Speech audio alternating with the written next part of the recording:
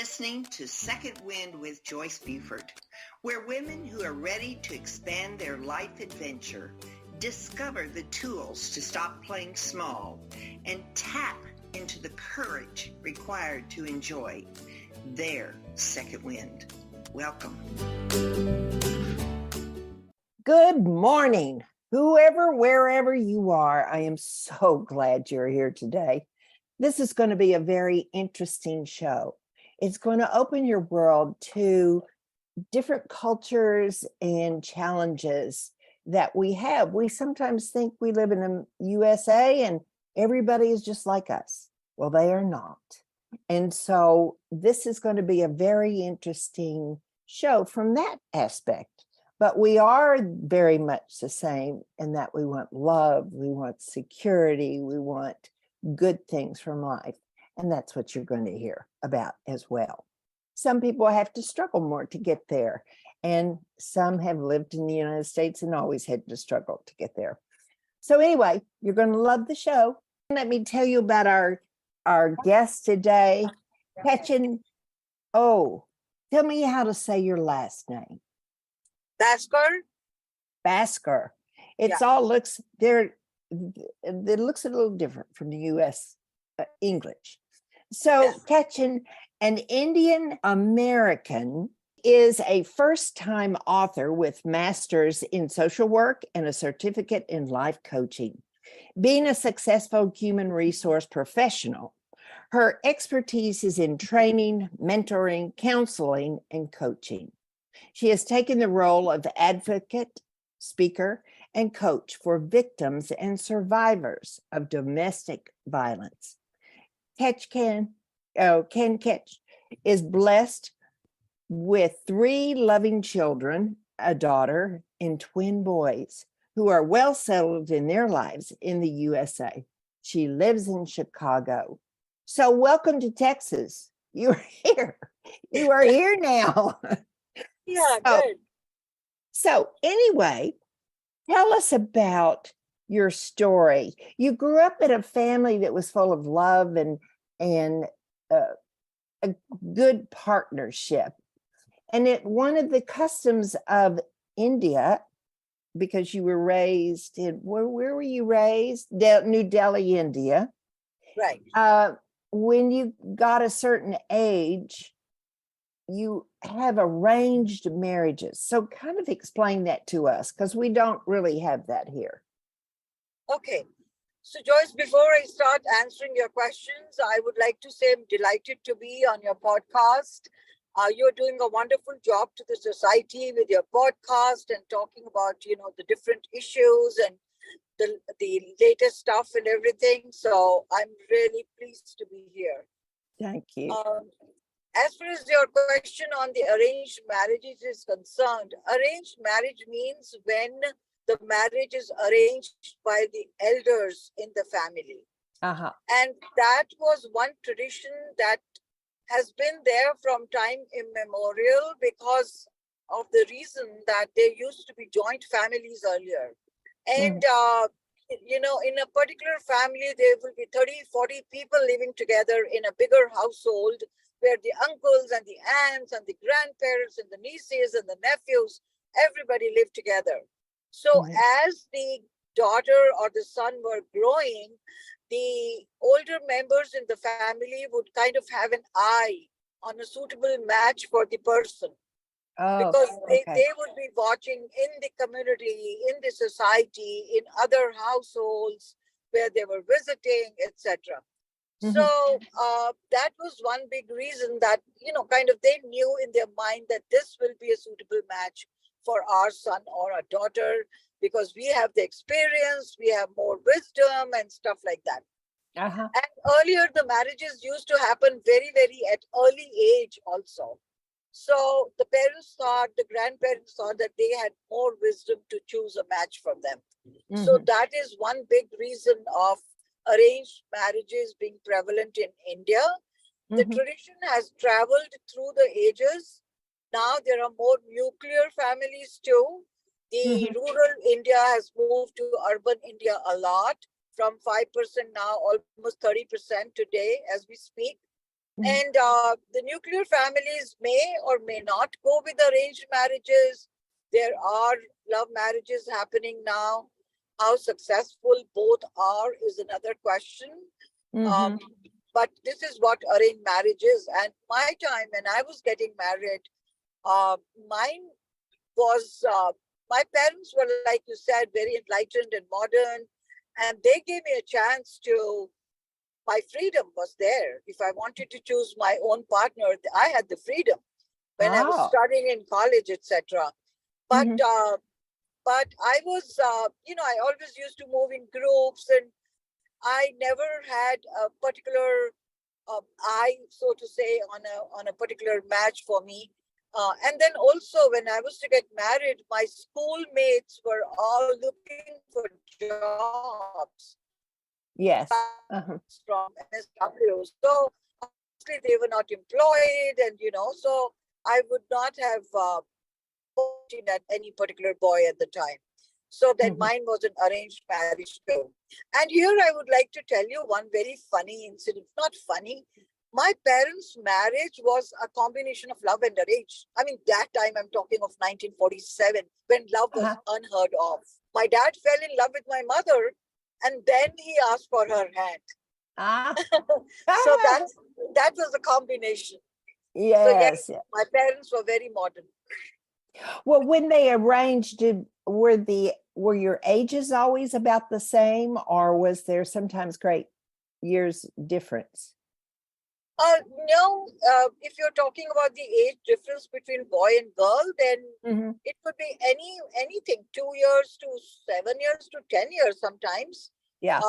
But then no, age difference does not matter. Obviously, they are not of the same age. When it's an arranged marriage, normally the man would be a little bit older. Yeah. Well, so your life as you became a married woman um, didn't exactly play out as your parents' life Right, did. And absolutely. so, can you describe how your relationship turned as you lived in the marriage? So, Joyce, when I got married, I had a perspective of marriage as a partnership of respect and love, and having a very blissful environment of partnership where Mhm. husband and wife are, if not treated equal, I mean, I did know the traditional India, but quite a bit equal in the sense that the woman had the say and the man had the respect for that say. Mhm. But when I got into an arranged marriage, the person was deceptively charming and a bright young man, and Mhm. I thought my dreams were coming true. But that thought remained with me only for the first 3 weeks of my marriage, and Oh, within the 3 weeks of my marriage, my life turned upside down when he first oh, time hit me. mm, yeah. Yes. And then at that time, I knew that I had married a narcissist, violent, alcoholic, and angry man. Right. And he took that anger out on you. Was it physical and mental abuse? Yes, when it is physical, it has to be emotional and mental. When it is only emotional, it may not be physical. But in my case, it was both physical and mental and emotional. So sorry. Okay, so you made some pretty, now you did stay long enough to have your children. So you stayed for many years trying to make it work. I would think that's what Yeah, we do, right? That's what women right. do. Absolutely. Absolutely.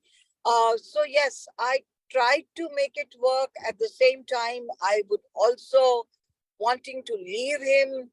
But, both were working parallelly at the same time only because Indian laws were not protecting me.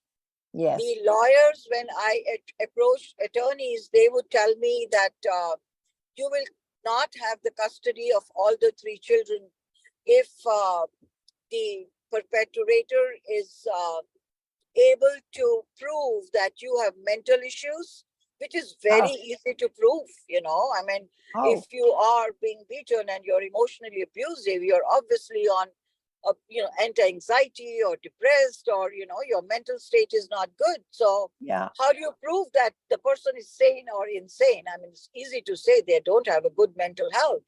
And Hmm. then also the other thing I was told was that if he proves that I was being in a relationship like an extramarital, Hmm. then again I could not have custody of the children. And Hmm.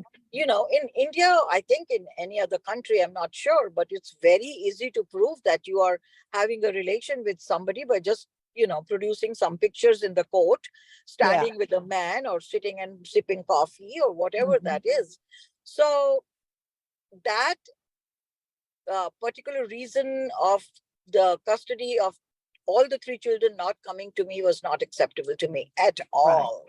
Right. I would not Right. have given even one of my child to a person, a narcissist and a alcoholic abusive person. There was no way. I felt the responsibility towards all my three children, my daughter and my Yes. twin boys, Hmm. that God had given them to me. And it was my responsibility to make them wholesome and good human beings. So there was no question of giving him any responsibility. So that is why, there were moments when I would want to escape and go to the attorneys. I kept going to the attorneys almost every year, thinking that sometime somebody will say something different. Maybe the law changes, maybe something will happen, but nothing Yes. happened. And then I had to live with him. There were moments also when he was, with this typical cycle, he would come to a phase where he would be very nice, and you know how they are, the typical Hmm. classical cases. And I Hmm. would think, oh, maybe I can mend him. Yes. And I would urge him to go and take medical help.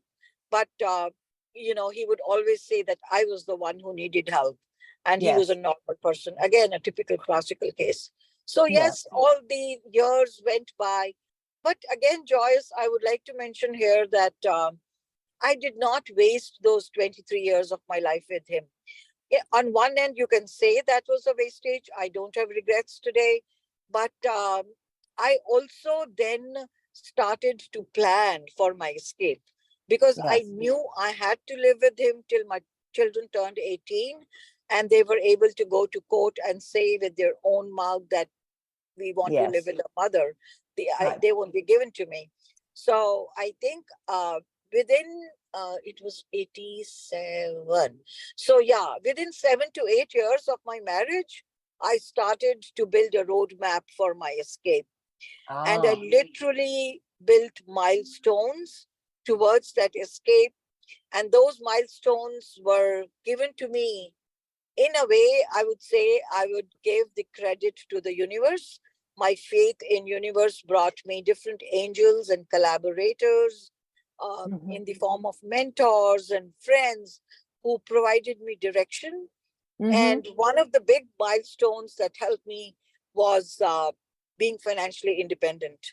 Hmm. So my Yeah. twins were not even 6 months old when I started to work, Oh my uh, goodness. to make myself a financially independent, to gain confidence, Hmm. regain my no, identity. Took a long time to regain, but regain the strength from a very weak and numb and lost victim, Hmm.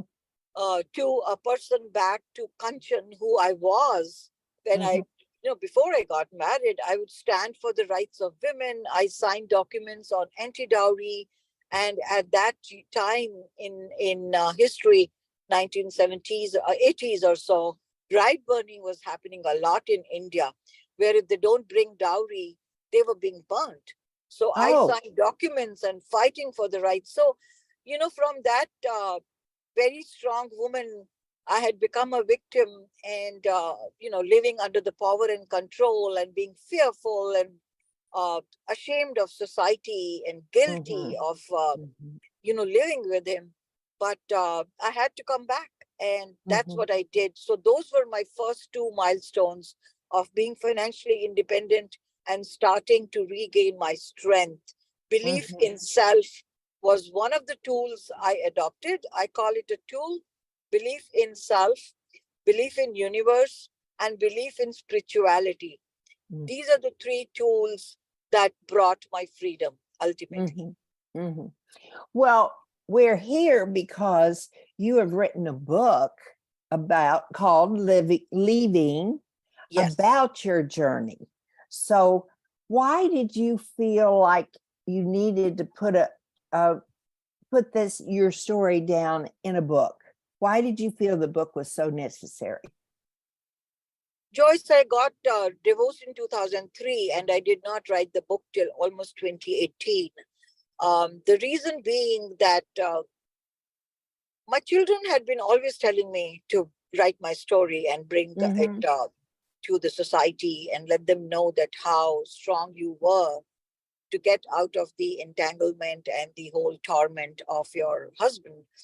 Um, but I did not had the courage to put it on paper only because I was still hurt, Yes. and I thought I had it was deeply embedded, and then now I had moved on, and I felt moved on because I think I just put aside the hurt and wanted to enjoy my freedom after Mm-hmm. divorce and not waste another even 1 month of my free life into, get still not moving on with my life. Right. So, but then I think my hurt was still inside me. The files were somewhere in the archives. They were not deleted yet. Yes.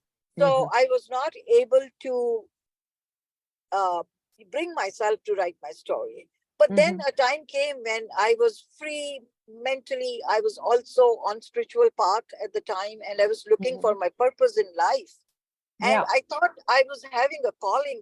I had this very restless feeling and longing, and so I always have a habit of keeping a therapist, whether in Uh-huh. good moods or bad moods. I always have a therapist. I share my good moments with them, I share my bad moments with them, because I Yes. feel that that is one professional who is professionally qualified to uh, advise you, and they are Mm-hmm. not biased Mm-hmm. and stuff like that. So I talked to her. I said, Leslie, I'm having this calling, and I don't know what my purpose in life is. I'm kind of lost. And she Right. said, Kanchan, I know your story. You have talked to me about it. You need to write your story on Mm-hmm. paper. You Mm-hmm. need to reach out to those people who need you, the Yes. victims who want to be free, the people who have just been set free, but they do not know how to take the next step. So Mm-hmm. your story will be, kind of a lesson or a direction for them.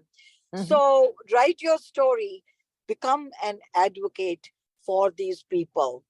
And Mm-hmm. that is where I stood up from my sofa. I hugged her, and we Yeah. both had tears in our eyes because I thought that was my purpose.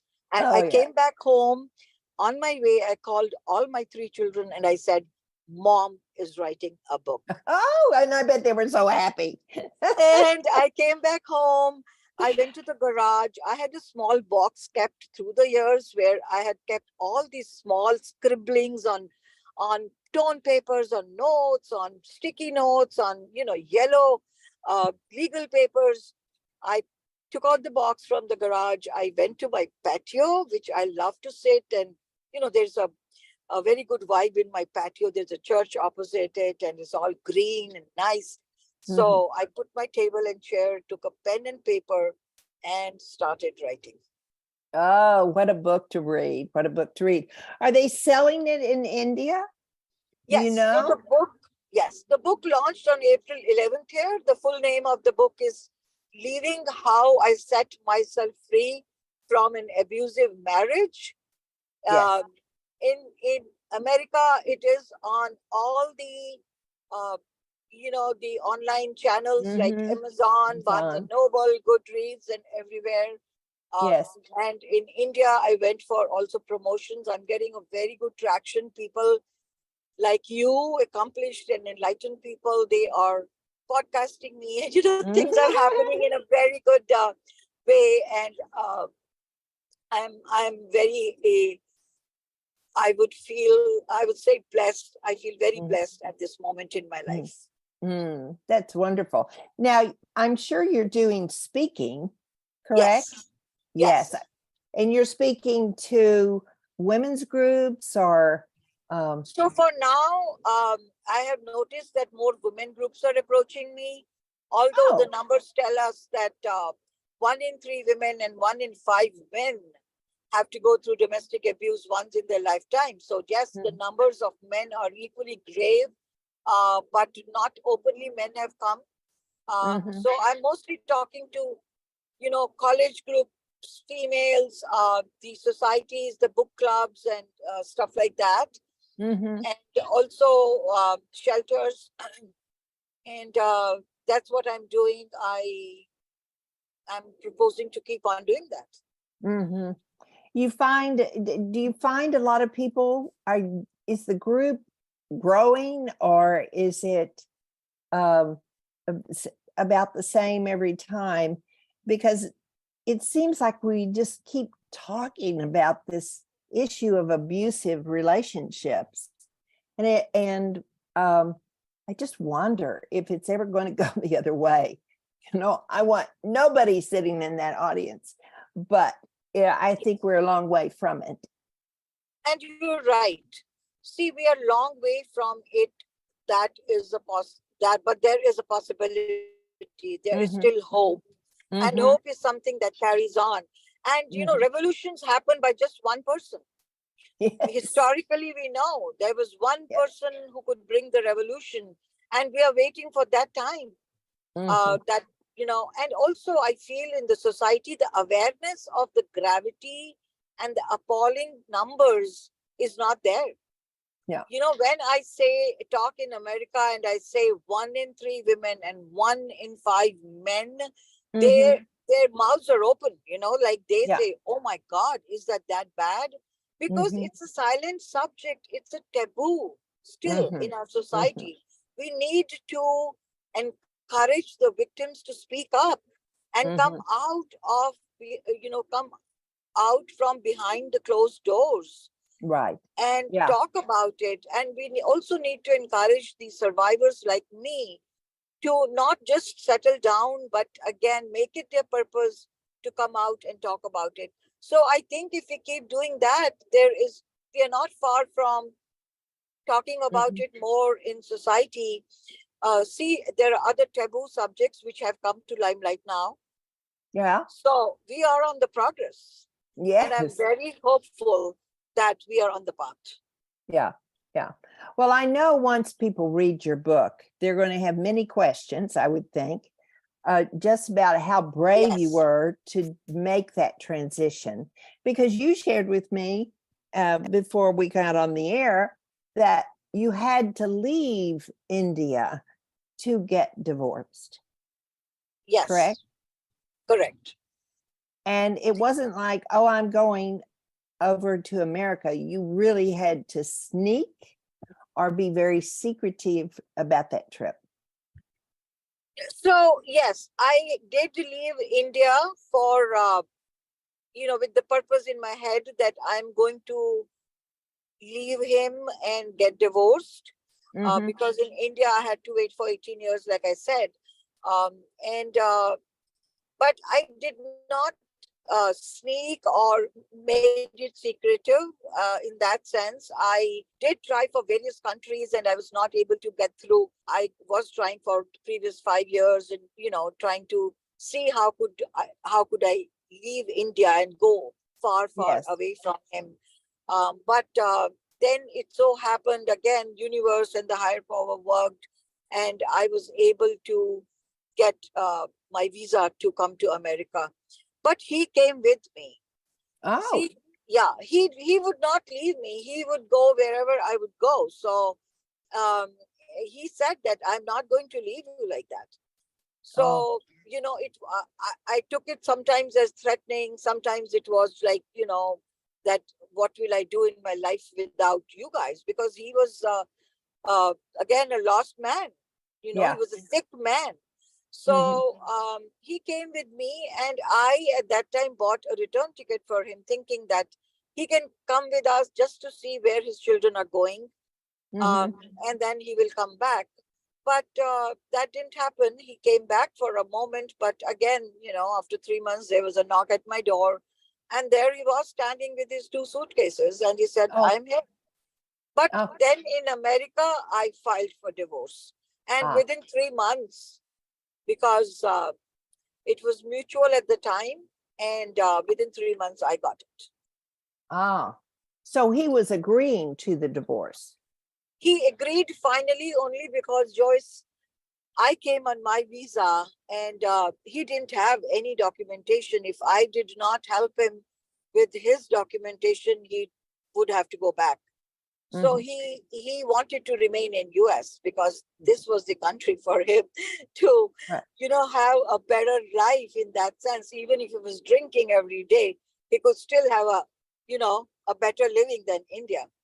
So yeah, so he agreed at that time because he knew he will never get the citizenship or the green card without his consent for a divorce. I see. I see. So is he in the US today? Yes, he's somewhere. Somewhere. Wait, yeah, yeah. And Yes. I frankly speaking, I don't know if he's still in US, but I think that he is. Uh-huh. Yeah. He should be. Yeah. It's funny the way you answered that. 23 Somewhere. years He's of somewhere. imprisonment. Joyce, 23 years of imprisonment. Come on. Oh, that's great.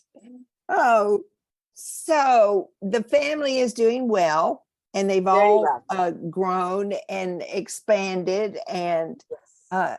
do you have grandchildren yet? I have one grandchild who's 2 years old. The other is on the way. Good, good, good. Yes. Yeah. And do they all live close to you? We are in the same state, almost like less than 1 hour away from each other. That's again a Mhm. planning that we have done recently in the last 3 years or so. We were Mhm. scattered, but then we made a conscious plan to be in one state very close to Chicago. All of us are around. Oh, well, someday you'll have to come to Texas. Yes, yes, yes. Why not? Yeah. Uh, um, so tell us about, now that you reflect back on your journey, tell us what you are feeling about all of this effort that you made that did get you to the United States. Where did you get your courage through all those years of struggle and planning and looking for a way out? How did you get your I want to say your support and the strength just to go forward? So, like I just mentioned, belief in self, that is something that I had to very consciously develop because I had lost all my strength physically, mentally, Mhm. and emotionally. Mhm. Physically, I was very weak. Um, I had to get on substitutes. Mentally and emotionally,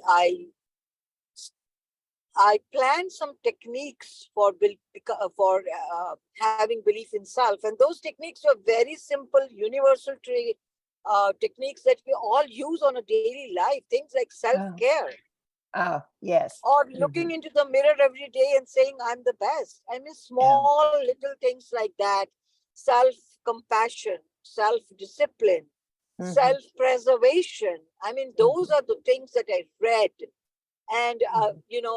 I got into books and stuff. Our time, we didn't have the Mr. Google at the time. We didn't have internet. So yes, and I was a good reader before my marriage. So I bought books, I read stuff, I followed those things. Mhm.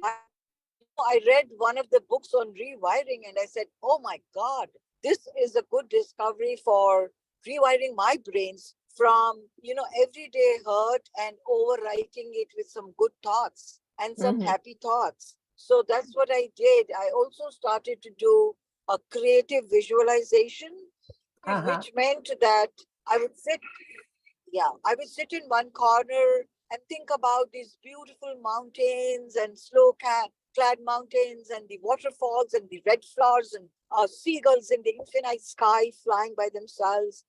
And I could create some space in my brain Yeah. in for myself.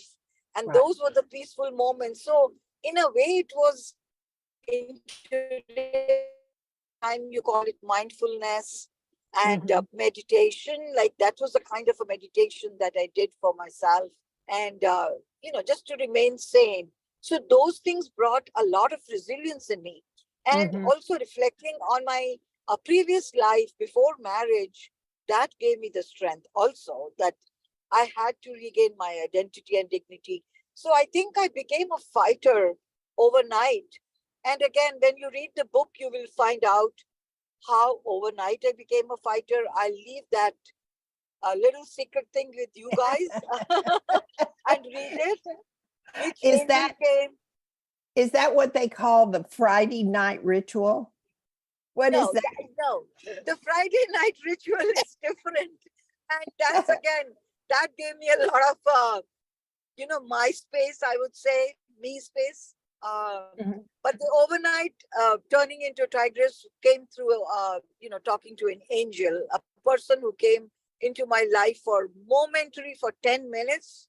And Mhm. what that person told me changed my life. Uh, Mm.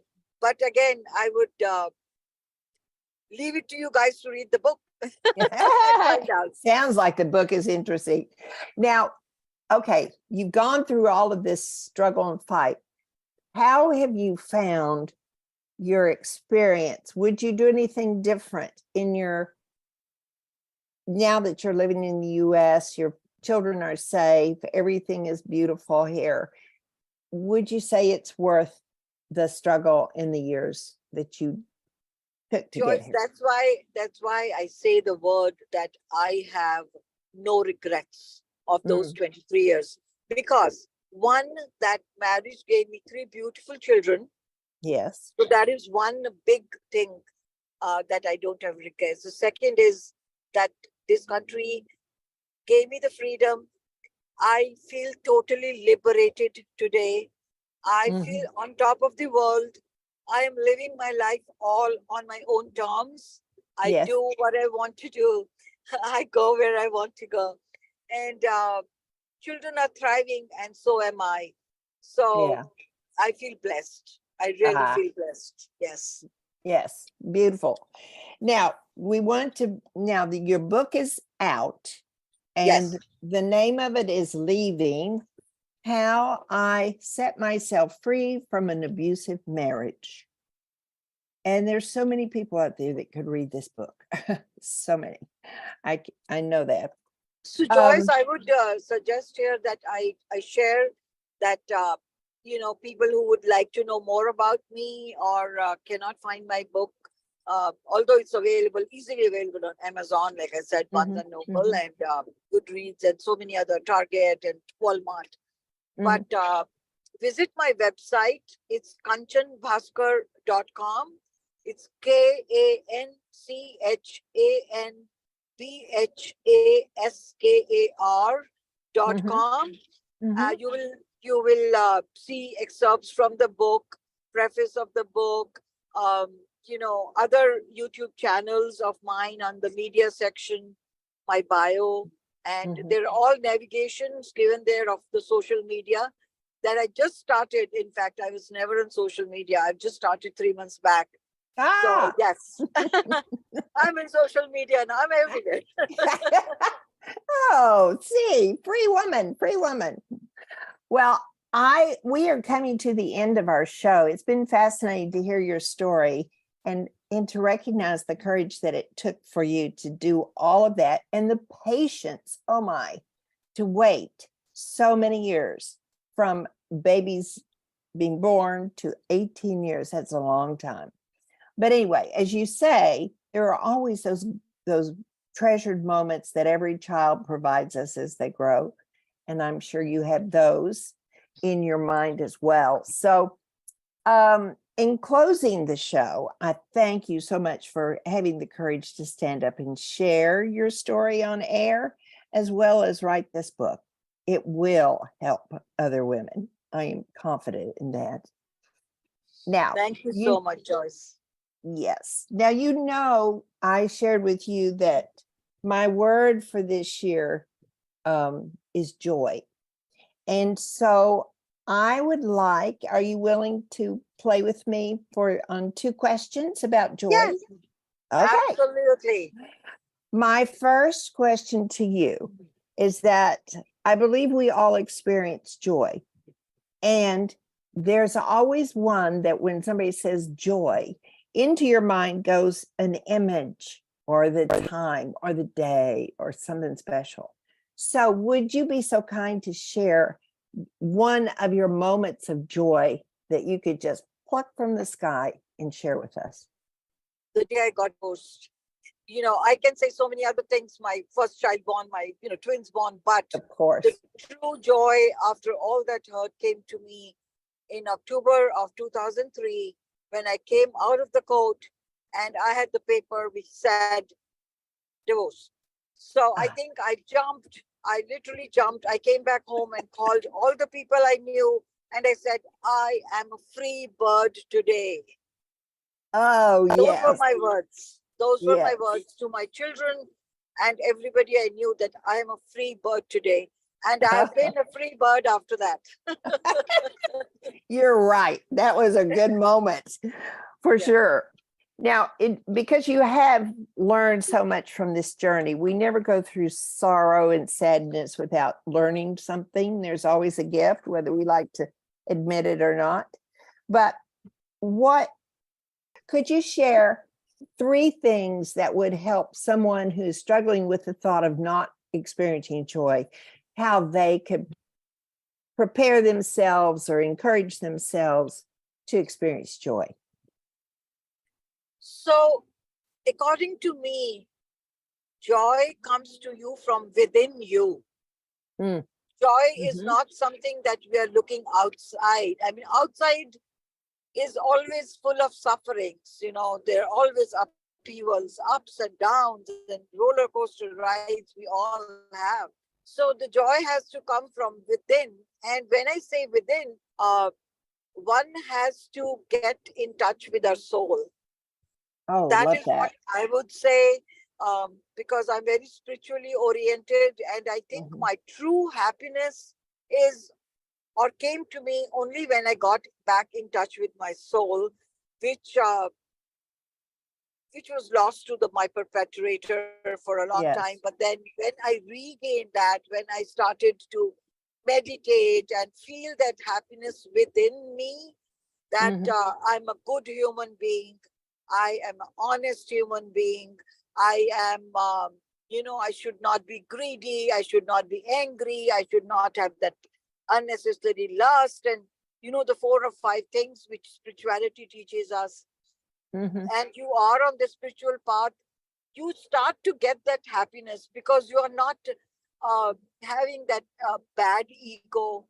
You are Mhm. not hurting anybody intentionally. You know how that. And I've heard this. I go to church and I listened to one of the talks where they said that break those shackles of jealousy and envy and all Mhm. that. So once we Mhm. do that, that happiness starts to come, and that Mhm. happiness is the joy that Yeah. we are looking for. But if for somebody a temporary happiness one has to say to have, then I just shared with you things like creative visualization, Oh, breathing, yes. Right. going to the nature. I mean, nature Mhm. gives you so much of joy. Once Mhm. you go through and see these still trees, strong, still trees, Mhm. who live for lifetime and give us Yeah. all the service. They are selfless and they are there to Mhm. provide service to the human being. So when you see Mhm. all that, you get in touch. Obviously, you start to get in touch with yourself. Yeah. So I think when you say 3 things, I think I've got when I say creative visualization and being in nature and then getting in touch with your soul. Oh, thanks. Those are great suggestions. Yes. That I love the soul thing. Yes. We must get to know us. Yeah. So, Yeah. I thank you so much for because being. that's our true identity. Thank you so much for being on Second Wind. I know there's people out there that are struggling with their own dysfunctional relationship. And by reading your book, Leaving, they can learn techniques, they can learn about rebuilding themselves. They'll learn a lot of good information to help them on their journey of getting to be who they want to be. So thank you so much for being here. And I'm going to speak just briefly to my audience and say goodbye to them. And then I'll come back and just say a few things to you. So And just let me also thank you, Joyce, for having me on your podcast. And I would like to thank all the listeners too for listening to me, and hopefully they can gain some, I won't say wisdom, but then some direction from reading my book or listening to me. Thank you, Joyce. Yes, thank you. All right. Now, dear listeners out there, you've heard it a lot. I've loved her accent today. It's so, it has that Indian reflection in the words, and it's always a pleasure to hear new reflections in the US. We butcher our language on all by ourselves. But anyway, I really want you to encourage someone that you know is struggling. I know 2 people that are struggling with their relationships, with their marriage. And so it's quite common, very common in many marriages in the United States as well. So I encourage you to think about some friend that could benefit from this story and that you could help them make their transition.